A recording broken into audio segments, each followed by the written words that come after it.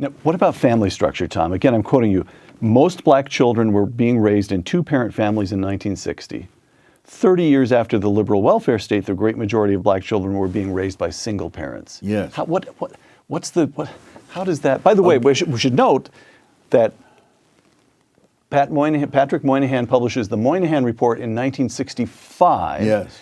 And he's alarmed because the illegitimacy rate among black families is 25% then. Now, among whites, it's over a third. Yes. Hispanics, it's over half. And among African Americans, it's over 70%. What's going on there? Well, this is, again, this too, you find the same thing in Britain, you find it in France, in Norway, you find it in the Western world. In fact, The dissolution of the family structure. Oh, yeah, there are any number of Western nations where 40% of the children are raised with only one parent. Right. At the extremes, compared to Asian countries, at the extremes, Iceland, it's 2 out of 3 children born are raised in a single-parent home. In South Korea, it's 1 out of 66. Wow. Wow. And so, that's the welfare state? Yes, it is. Oh, you're paying. You're creating a situation where if the first of all, you're creating a situation where if the man stays there, the government will not give the woman welfare, and if he leaves, it will. And so they're paying. When you pay people not to get married, more people don't get married. So what would have happened if Lyndon Johnson, instead of becoming a liberal, had remained a crusty, tough, skeptical Texas conservative, yes, which is certainly the way he started his career? If Lyndon Johnson had embraced the constrained vision, instead of instituting the war on poverty and the Great Society and so forth, what would the country look like today? A lot better. You would not have the same rates for crime and so on. Because, you see, you can't have a welfare state in a democratic country unless you first have a welfare state vision. And when you buy all the assumptions of that vision, then you're buying a lot of trouble. One of the episodes I think epitomized it was in France in this case, that there were knife attacks by various people from North Africa against Chinese people in some suburb of Paris. And one of the things that the attackers said, that why are you attacking the Chinese? And it wasn't because of anything the Chinese had done to them. He said, they have nice clothes and big cars. That's not fair. I mean, that's, egalitarianism as a philosophy is one thing, but the actual consequences of it mean things like resenting other people's good fortune. Right.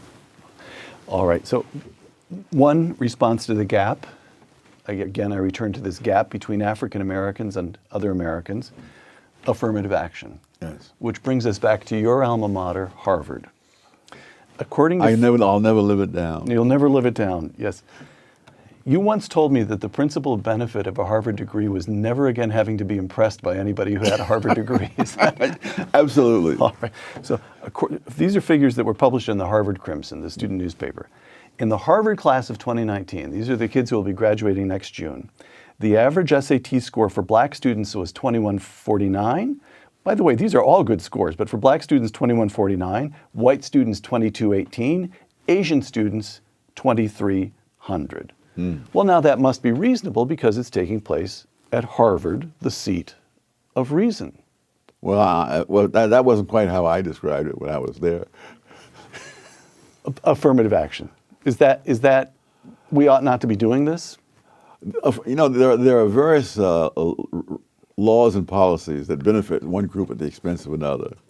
But I think affirmative action has the distinction of being one that it harms everybody, though in different ways. And so there's a lot of evidence that there are black kids who have all the qualifications to be successes in college, who nevertheless are failures because they are systematically mismatched with institutions whose standards they don't meet, even though they may meet the standards of 80 or 90% of the colleges in America. I remember first aware of this when I was teaching at Cornell, and I found that half the black students at Cornell were on some kind of academic probation. And so I went over to the administration building and looked up the SATs of these students. The average black student at Cornell at that time scored at the 75th percentile. Which is pretty darn good. Yes. And so that means that in most colleges in this country, they would have no trouble, and many of them would be on the dean's list. But at Cornell, the average liberal arts student at that time was in the 99th percentile. And when you're teaching the students like that, you teach at a pace that most people of any race cannot keep up with. And it was always complained that I was assigning all kinds of reading. But heck, I'm teaching kids who are in the top 1%. They can keep up with the reading that I'm assigning. So Cornell was taking very talented black kids and spending 4 years teaching them to feel inadequate. Yes, and succeeding at that.